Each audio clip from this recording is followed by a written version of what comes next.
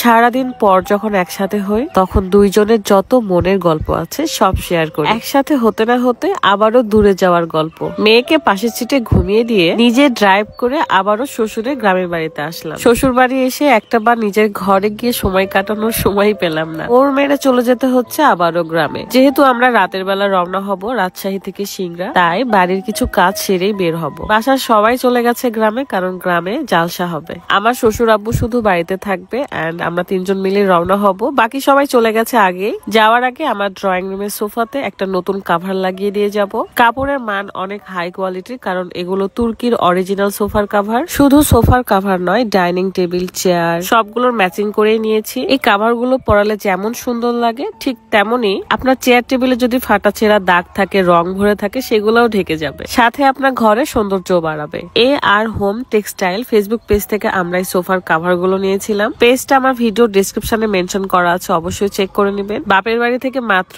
এসেছি, আর এসেই আমাদেরকে এখন রওনা হতে হবে। তাই সবকিছু গুছিয়ে আমরা রওনা হব। প্রতি বছরই আমার শ্বশুরের গ্রামের বাড়ি যখন জালসা হয় আমরা সবসময় উপস্থিত থাকি। অনেক আত্মীয় স্বজন আসে, খুবই ভালো লাগে। দেখতে পাচ্ছেন এখানে আমরা চেয়ার এবং ডাইনিং এর কাভারও লাগিয়ে ফেলছি। তুর্কির এই অরিজিনাল কাভার গুলো অনেক বেশি ফেমাস, কারণ প্রত্যেকে অনেক বেশি পছন্দ করে। এ আর হোম টেক্সটাইল ফেসবুক পেজে অনেক কালার রয়েছে, আপনারা আপনাদের পছন্দের কালার কিন্তু নিতে পারেন। আমি ভাবছিলাম আমার স্বপ্নের সেই বেডরুমে 5টা মিনিট যে সময় দিব সেই সময়টুকুই ছিল না। যাই হোক, আল্লাহর নাম নিয়ে এখন আমরা বের হয়ে পড়বো, কারণ অনেক রাত। এই যে দেখতে পাচ্ছেন এখন বাজে 10টা 40, আর আমরা সব ব্যাগপত্র, কম্পিউটার সবকিছু নিয়ে রওনা হয়েছি।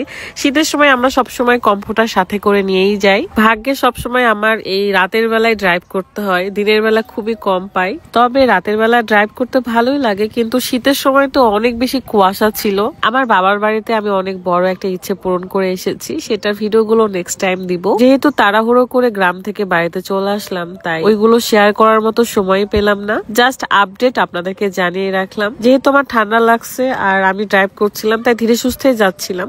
মাঝখানে গাড়ি থামিয়ে আমরা একটু চা পানি খেয়ে নিই। আমার ভয়েস শুনেই হয়তো বা আপনারা বুঝতে পারছেন যে আমার কত বেশি ঠান্ডা লাগছে। আর হ্যাঁ, আপনাদের ভাইয়ার গাড়িতে এরকম একটা স্টিকার লাগাইছে, কেমন লাগছে বলেন তো? ছেলে মানুষ 2 দিন পর পর ডিজাইন চেঞ্জ করে, এটা চেঞ্জ করে, সেটা চেঞ্জ করে। আমার মেয়ে তো পেছনের সিটে ঘুমিয়েই ছিল। ছোট থাকতে কত আরাম, তাই না? বুঝতেই পারি না জার্নি কাকে বলে, কোনো চিন্তাও থাকে না। রাজশাহী থেকে নাটোর পর্যন্ত আমি ড্রাইভ করে নিয়ে আসছি, আর নাটোর থেকে সিংড়া সে ড্রাইভ করেছে। কারণ প্রচন্ড মাথা ব্যথা আমার আর সর্দি হয়েছে। খুশখুশ করছিলাম দেখে সে বলছে তুমি ড্রাইভ করো না, আমি ড্রাইভ করছি, তুমি শুয়ে থাকো।